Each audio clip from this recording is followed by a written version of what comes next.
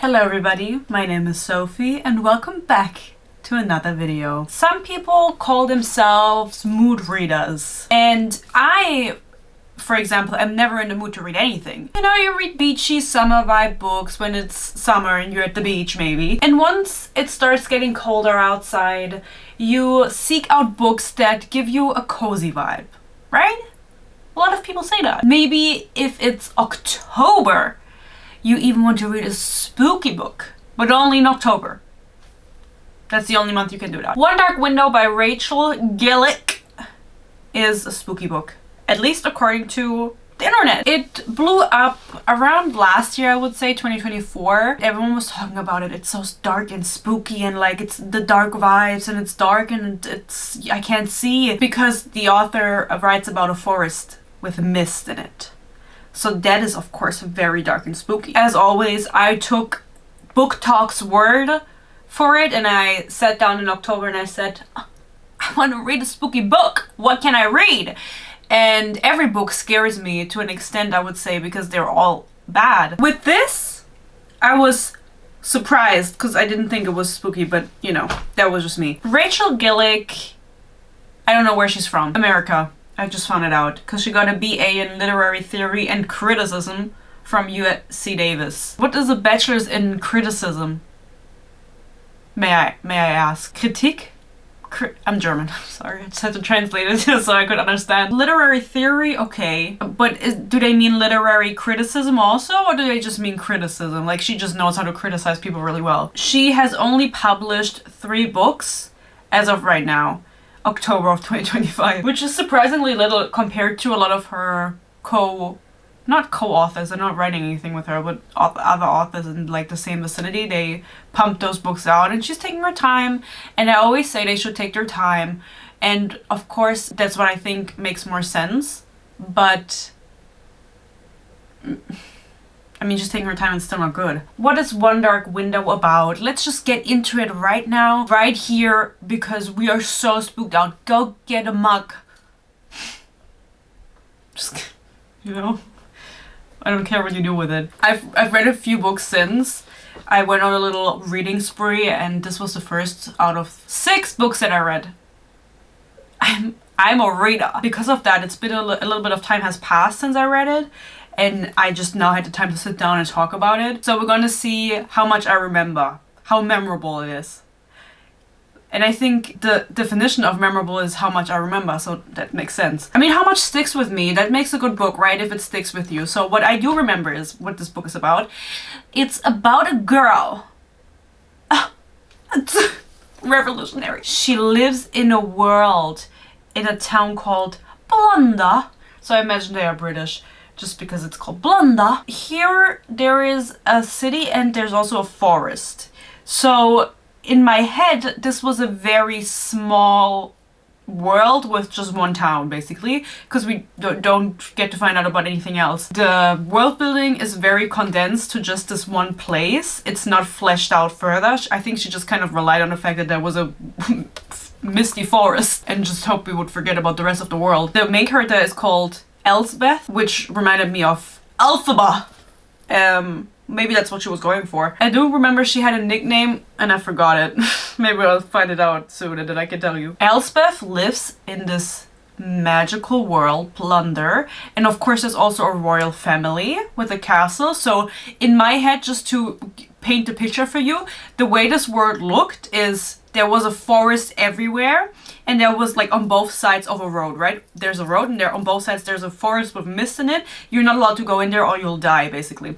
And there's just one road, and here's Elspeth's house, and then there's a long road and there comes a little mountain and there's a castle on it, and that's the entire world. That's how I imagine it in my head. Basically, the issue is that everyone in this book has the flu. Children got really sick, adults can also get really sick, but when children get sick with this flu, they either die, of course, or they survive it and gain magical powers. And the king, who lives on the mountain, he wants to kill all of the children with magical powers because he doesn't have magical powers and he's jealous. He should just get the flu and see what happens. I mean, it's a very like standard basic plot. I don't remember why he wanted to kill the children. He just didn't fuck with them and he felt threatened, I imagine. It's a magical flu, of course, because they get magic abilities. And of course, Elspeth had it. And her aunt, because she lives with her aunt because her dad is evil or something, hid this sickness from everyone. So nobody knew that she was sick, she survived, and then never manifested any powers, or so they think. And therefore she has been living undetected. And also I think when the people use their magical powers, like, they get black arms, which is a little bit racist. Elspeth's father knows that she had the flu. He sent her to her aunt because she had the flu. And then she took care of her. Elspeth's cousin, female, F16, I don't know how old they are. Oh, they're like in their 20s, I think. F20, I'll change it. She also knows that Elspeth had the flu, and she is Elspeth's only friend, and I wish I remembered her fucking nickname because I keep having to call her Elspeth. And she is her only friend. She doesn't have any other friends. She never goes outside. Just like me. So, that's relatable. I'm trying to think of anything else that happened in the beginning. Well, she had the flu. Oh, the cards. I have to talk about the cards. Anyway, everyone who had the flu has magic, and there's different kinds of abilities, of course. And then this world is ruled by magical tarot cards. The cards are like called the Maiden and something else. And whoever has that card can control magic. Like, the card doesn't belong to anyone. Anyone can take it and then practice the magic the card inherits, which I think is a cool idea. However, I was confused of how many cards there were. We'll get into it when we get to the story, but I thought there was just like one deck of cards, and then she's like, oh, there's 50 million black horse cards. And I said, okay, so anybody is a black horse in this book. I don't really know. One of the rarest cards is the Nightmare. And of course, her father, meaning Elspeth's father, had a nightmare card, and he had it in secret, but she knew about it because she saw when she was a child, after she had the flu, she was good again. She saw how her dad brought it home because he stole it from someone and killed someone. She saw like how he had blood on his sword and was bringing in a card. Then he just put it in the library on the desk or something. She, as a child, curious, walks up to it, touches it, and absorbs the nightmare. And that's how the book starts. Out of fear for repercussions, she does not tell anyone about the nightmare. What if I'm the monster? In her head for her entire life. The thing is, that thing on the card like lives in her head now, so he talks to her and is making sounds, and that is just kind of what she has to live with. And she also finds out that since touching the card, like the nightmare, he's on the card, by the way, there's like illustrations. That monster has given her the ability to see the aura of the other tarot cards, so she can just identify any. For example, the Maiden card, which will come up later, that's pink, and so when someone has it in their pocket, even though she cannot see it, she still knows it's there because she can see the aura. And that's a very helpful skill if you're looking for cards, which of course is happening in this book. I did not fall onto warm summer grass. My head struck stone and I blinked, dizzy nausea casting dark shapes across my vision. My head haloed in red, sticky warmth. Just say you're bleeding from the head. She's trying very hard to create a vibe in this book, and whether she succeeds or not is of course up to you to decide. But like the description of my head haloed in red sticky warmth is like, just say you're bleeding from your head. It's not, it's a little bit too much. That's the issue with a lot of people who really like try to focus on the setting and setting the mood with the setting. They just come up with the weirdest metaphors and comparisons and like descriptions of things when you can just name it as it is. Call it what it is. Picked a mint leaf, crushing it between my molars.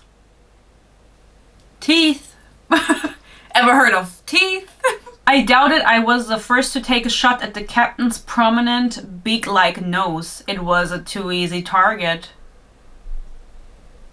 That feels kind of racist. If you're wondering how these tarot cards came to be, it's a mystical, mythical morning wood creature that lives in the woods, and there's a backstory on a shepherd king is what he's called. He doesn't get a name, he's just called the shepherd king. He wanted to use magic and he kept asking the mystical forest creature to, because the mystical forest creature can do magic. I'll just call it Fae. I don't know if I wrote down what it's called. I don't know. I just wrote down wood creature. The wood creature could do magic, and so the shepherd king would come to the wood creature and be like, can you do magic for me? And she was like, yeah.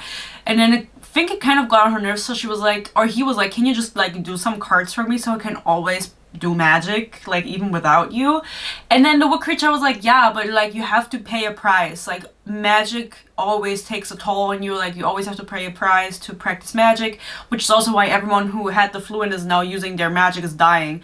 So it's like kind of a shitty situation, because if you get the flu, you're dead either way. Even if you survive the flu, you're gonna die. Kind of sucks to be them, I guess. And of course, for everyone that looks different, the way they're deteriorating. Yeah. So the wood creature created the cards for the shepherd king, and the shepherd king took them and then was like, I'm evil now and I'm gonna use it for evil things. And then he was at odds with the wood creature, and the wood creature was like, I'm gonna do this mist thing so everyone gets the flu. And only if you get all of the cards and reunite them, which there's a bunch of them, you can get rid of the flu. And that's what they're trying to do. That rhymed unintentionally. The first time we see the nightmare in Elspeth's head in action is when she gets attacked on the road from the castle to her house. And I imagined in my head she was only ever walking this road. Like there's different locations, but in my head they were always there's just one road. They attack her and they're like, where does this person keep their cards? Blah, blah, blah. And she's like, why are you attacking me? I am just a lady. And then the creature in her head, the nightmare, takes over, because that's also something he can do. For some reason, he can also manifest physically, in the sense that he like sharpens her nails and she has like claws. She's a little bit like a werewolf. I imagined that the creature looked like the Hyde from Wednesday, which anything that H&M does merch for, like, I'm not really interested in. She turns into a little bit of the Hyde and fights off these two people who are attacking her on the street. Why she's alone on the street at night, I'm not sure. Also, if you had the flu, you can go into the forest mist, but if you hadn't had the flu, you're not allowed to go in there because you're gonna go crazy and kill yourself. I know, things just keep adding on the list. After this incident, the next morning, they get a letter and they're invited to the castle on the mountain that's down the road for the ball. That probably has a name that I forgot. The aunt is like, we can't go there. We haven't paid our taxes. Like, we can't go there. We don't have any money. They're not gonna allow us to go. Like, why would they invite you if you haven't paid your taxes? It doesn't make it, I don't know, maybe to jump them. The uncle is like, oh, fret not, we don't have to pay our taxes. I have this. And he pulls out the nightmare card that she hadn't seen, Elspeth hadn't seen since she was young, and that no one knew was in his possession beside her, because, again, she witnessed the night he brought it home. Then the aunt is like, I didn't know you had that. And he's like, well, yeah, because I hid it, dumb ass. So they decide to attend the ball, and in payment for being late on taxes, he's just gonna give the king his nightmare card, because, again, the king himself is trying to unite all of these cards to end the flu. So in itself, it's like a good, like, he's doing a good thing. It's a good cause, I would imagine. So what's the issue, right? Why are we not supporting the king? Well, first of all, his name is Quirkus. I forgot that. I had marked it and I forgot about it. King Quirkus. What the fuck kind of name is that? King Quirkus Rowan. Just name him Rowan. No, Rowan is the last name of the royal family. Quirkus. Q-U-E-R-C-U-S. Quirkus. Again, I don't really remember what happens. She gets almost assaulted by one of the nephews, who's ominously telling her he sees a monster in her, which makes her think he went through the same thing as her. Yeah. Why we don't fuck with the king is very easy. He wants to unite the cards to end the flu, but in order to, like, end the curse, he also has, because there's like a prophecy, he has to spill blood of someone who is infected or has been infected, whatever, by the flu. He has chosen someone, and that is the captain of the guard's brother, who almost is... Did I say it's her cousin? It's not her cousin. No, the nephew, yeah. He's the nephew of the king. And he also had the flu when he was younger. And now he, like, sees your soul when he touches you or something. He's going a little bit crazy. Like, that's his payment for using his power too much, for telling like or seeing people's souls too much, is going crazy. And so he's being kept at the castle and sedated. And the king wants to kill him when he finds all of the cards. So you're gonna say, what the fuck do I care for this random nephew? Well, he has a hot brother. The nephew has a hot brother. His name is Raven. R-A-V-Y-E-N. Y-E-N. Fuck off. He's the one with the beat nose. And she's like, oh, that fits his name. That's also weird. He's so hot.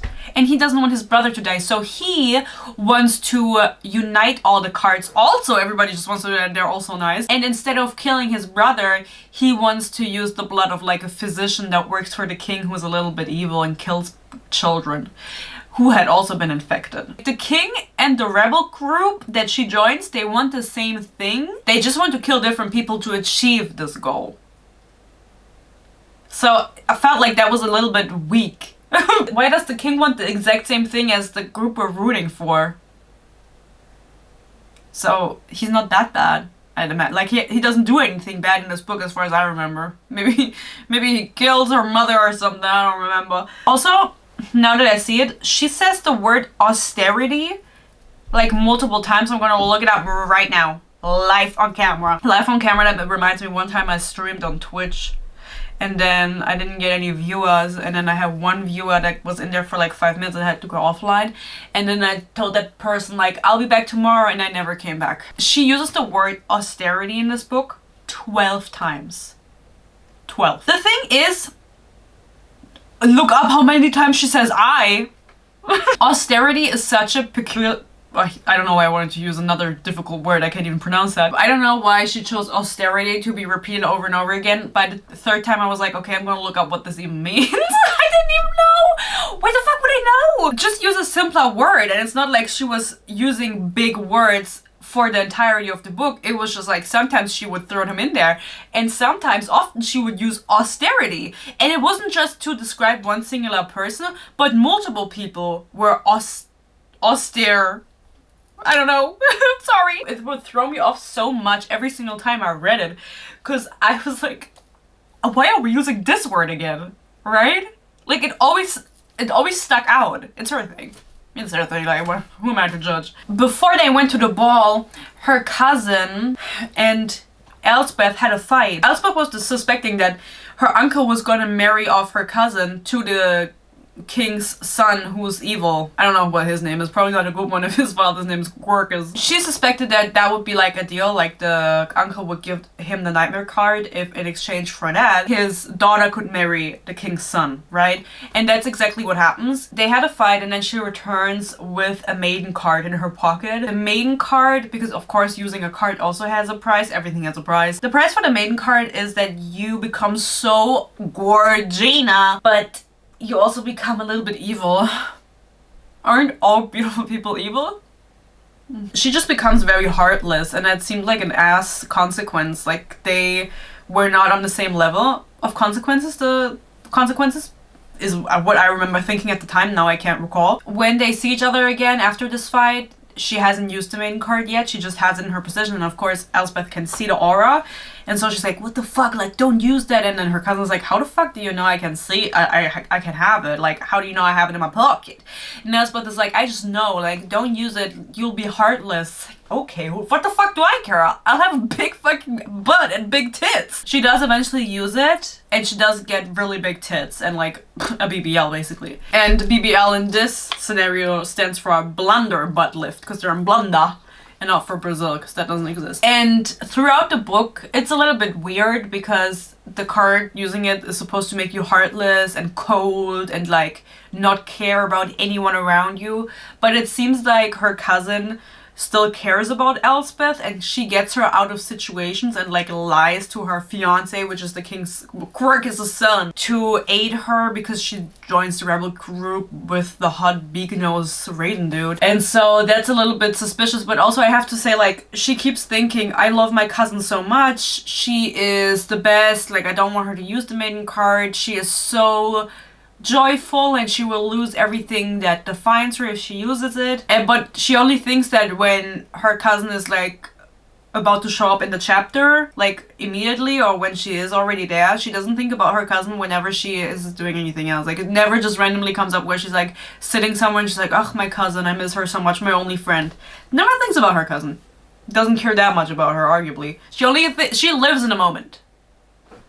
When she was almost assaulted by the one nephew of the king who was going cuckoo, who he wants to sacrifice, his brother, as I mentioned, Raven, shows up actually, and he kind of saves her out of the situation. He's like, hey, I love you. Not yet. He tells her like, what the fuck was the situation about where we assaulted you on the street from the castle to your house and you turned into the Hide? And she's like, how do you know that happened? And he's like, well, I'm the one that like tried to rob you, like it was me. And then she's like, you're the captain of the guard or whatever, of security. What do you mean you tried to rob me? And he's like, well, I'm actually part of a rebel group and we're trying to unite the cards and save my brother and sacrifice someone else instead.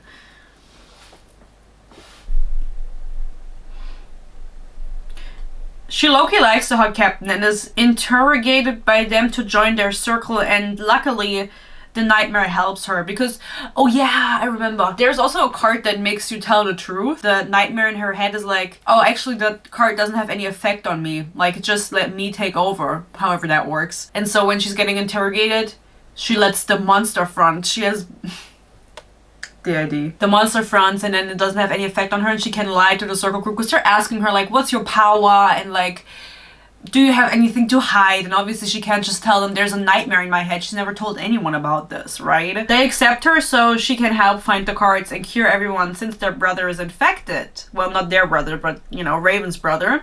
It turns out the captain is also infected and can only use like 3 cards.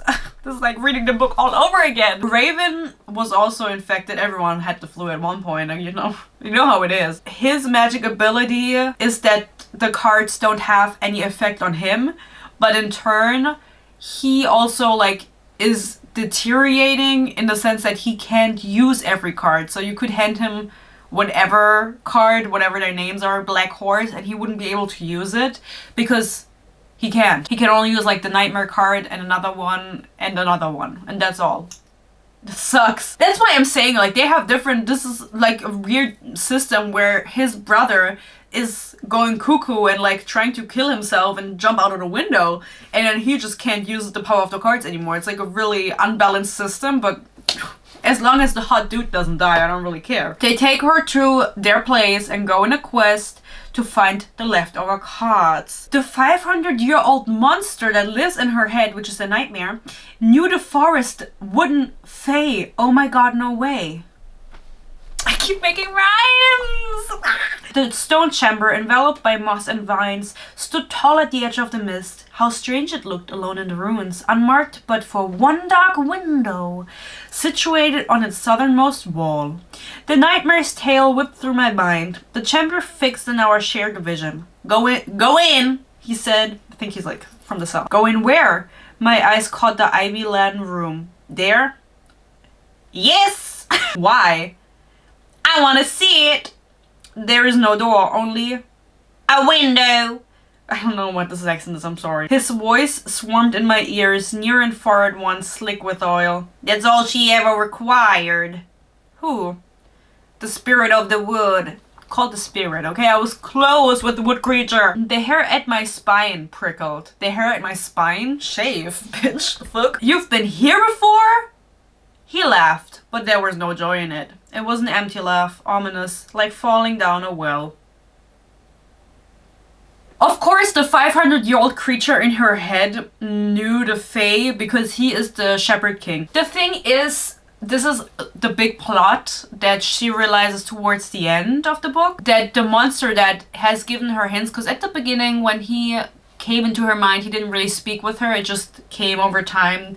But he never really gave her any private information, you know, Social Security doesn't have that. She never really questioned it more, but he would be very knowledgeable about the cards and magic and blah blah blah in the world. And she was like, oh la la la, like you're just a nightmare, like whatever. Payment he had to give the wood creature in order for him to get the nightmare card was his soul. He had to pay with his soul. And so a piece of his soul is, I think there's 2 nightmare cards. In each of the nightmare cards, like, his soul is divided. And so Elspeth absorbed his soul when she touched the card, which is her power, that she absorbs the power of the cards. I don't know if I said that. That's like the magic she got after the flu. And so she hasn't touched any other cards since, because she's like, I'm just gonna be the card then. I don't want to do that. I'm not really down for it. I have enough going on. The nightmare lives in her head, is 500 years old, knows all of this stuff.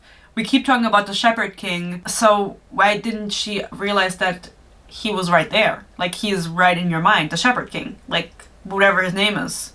Definitely not Quirkus. And especially in situations like it, she's like, you've been here before? And he's like, of course I have. Like, this, I built this. The fuck, bitch? She doesn't really think about the origin of this monster is what I mean. Like, she's had it, I think, at the point that we start the book for at least 10 years, maybe even longer, in her mind constantly. Like, just another creature. And she never thought about it. She just accepted her fate. She was like, okay, you know. What's also really annoying is that she always lets this monster save her. As I mentioned earlier, he can like kind of take over her body, where she gets like claws and she becomes super fast and super strong, and she just lets him do that all the time. There are several scenes in this book that just repeats over and over, because they're just on a quest to find all of these cards, where she gets in a pickle situation, I don't know. I like pickles, actually, guys. Do you like pickles? I don't get them off my burger.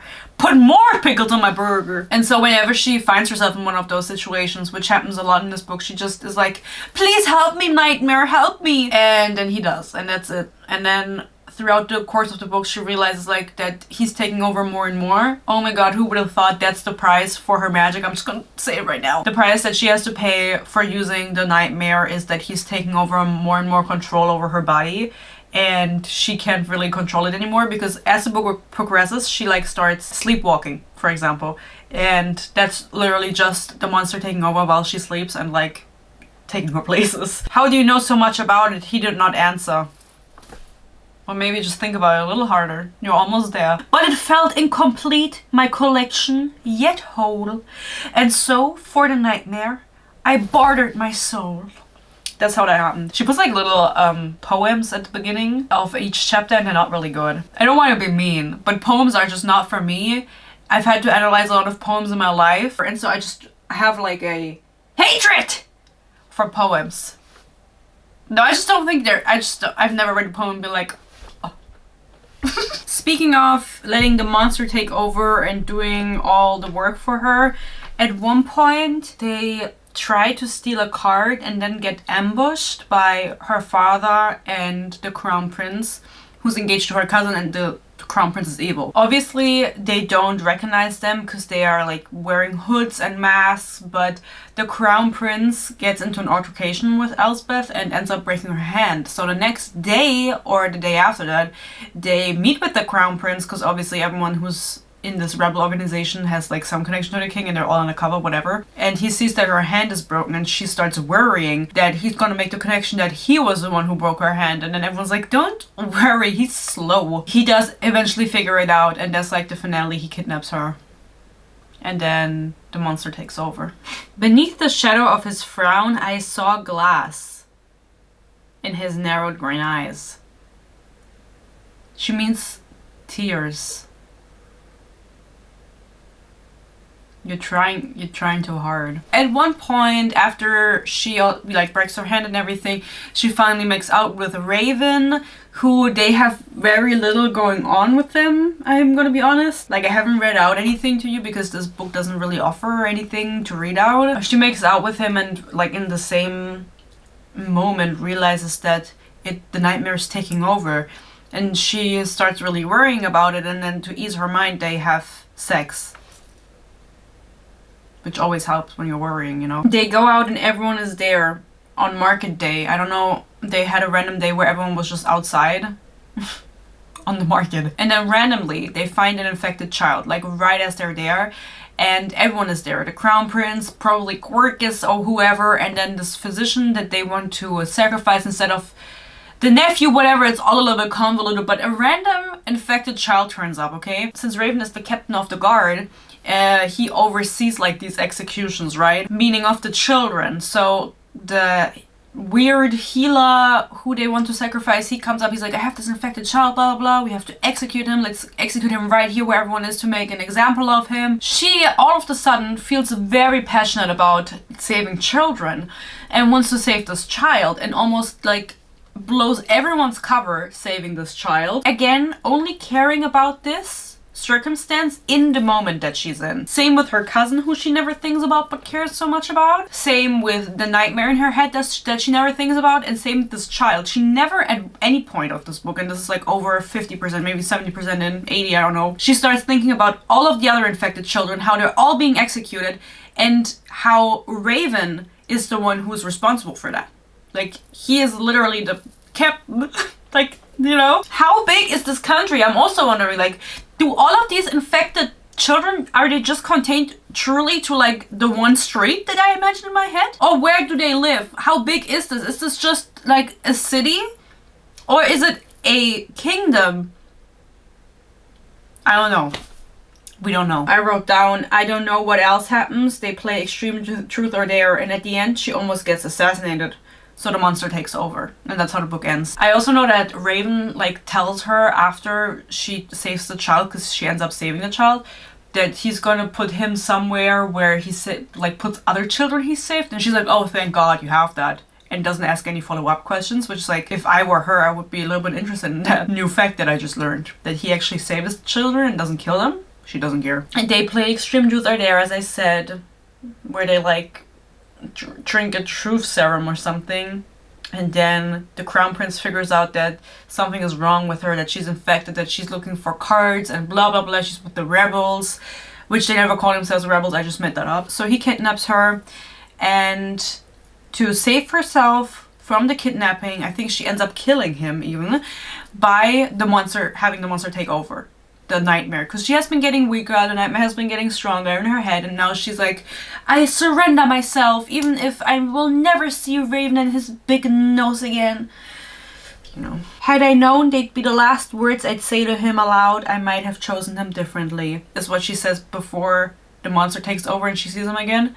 But I do have to say, this line also threw me off a little bit, because she all of a sudden becomes like conscious, like she's breaking the fourth wall. She's like, I know what's going to happen in the rest of the story, because if otherwise you wouldn't be saying this. Like, if you didn't know, you wouldn't be saying this. But now you as the narrator are telling me this. So what is going on with the narration? And by the way, the most sought after card is the twin alders, whatever that means. There's only 2 of them, because they're twins. And they have one, and the third... How did I get to the third? There's only one. The second one has been lost for centuries. Like, all of the other cards have circulated, but the second twin elders has always, or alders, whatever the fuck, has always been gone. So at the end of the book, the monster has taken over Elspeth's body, who I never figured out what her nickname was. I'm sorry, maybe Ellie? You can imagine whatever you want. The monster goes to Raven, who is now like realizing that it's not actually Elspeth who he's speaking to, but instead the nightmare. The nightmare tells him, only I can fight the twin alders, for it was I who left it there. Dun dun dun! I have thought of a new feature I'm going to do in these reviews, which is, if it's a duology and it's fully released, I can tell you how it ends, okay? So I don't know what the second book is called. This one is One Dark Window, maybe it's Two Bright Doors or something. Yeah, I'm gonna tell you how the series ends, this duology ends. If you don't want to know, then like la la la shortly. It ends by them getting back together, and the nightmare being banished because his soul gets freed and he can be with his family, and then Raven and Elspeth live happily ever after. Yeah. Honestly, I have to say, since this was the first book I read after a long time, while I was reading it, I wasn't experiencing it as something that was completely atrocious. I just experienced it as something that was really boring to me. I thought the concept of the cards were really cool. The concept of there just being one street, a castle, and a house, also really cool. I made that up myself, but I worked with what I got. Everything else wasn't really fleshed out. I didn't tell you guys about a singular side character, because they were absolutely not necessary to the story. They had no impact on anything. I mean, not even the main character, any impact, like, or her lover. I would say that overall, I get what she was going for, and I think that the idea is really good, and I enjoyed the idea of like magical cards, and I liked the visual that I had in my head. Honestly, I think I just liked it because I have such a vivid imagination. Like, I was just coming up with this shit in my head. Like, I was making it better than it actually is. No, I'm kidding, but you know, I just thought it was a really boring book. It wasn't particularly bad. I think she was trying very hard to get the vibe across, and that annoyed me a little bit because I felt like she was assuming that I'm a little slow. Well, I didn't feel slow. I think Elspeth was a little bit slow, which is like, it's not necessarily a bad thing, but like not realizing that the 500-year-old monster in your head is the long lost king that died 500 years ago is a little bit weird, you know? I didn't really like anything else. I just like the concept of the cards. I just really like the visual of tarot cards. It's not even described as tarot cards. It's just like a card game deck, I imagine. I don't imagine. I imagine tarot cards. Well, to each their own. You can imagine whatever you like, and I will imagine whatever I like. Now I told you it's tarot cards, so you're gonna imagine tarot cards. Let me know what you thought about the book if you've read it. And if this is something you have been wanting to read but you were unsure. I think that it's like a popular Booktok book, but not as like high up there as some others. Thank you guys so much for watching. I hope you enjoyed this video. I hope you stay happy, you stay healthy. Peace and love, and hopefully I'll see you in my next video. Bye bye.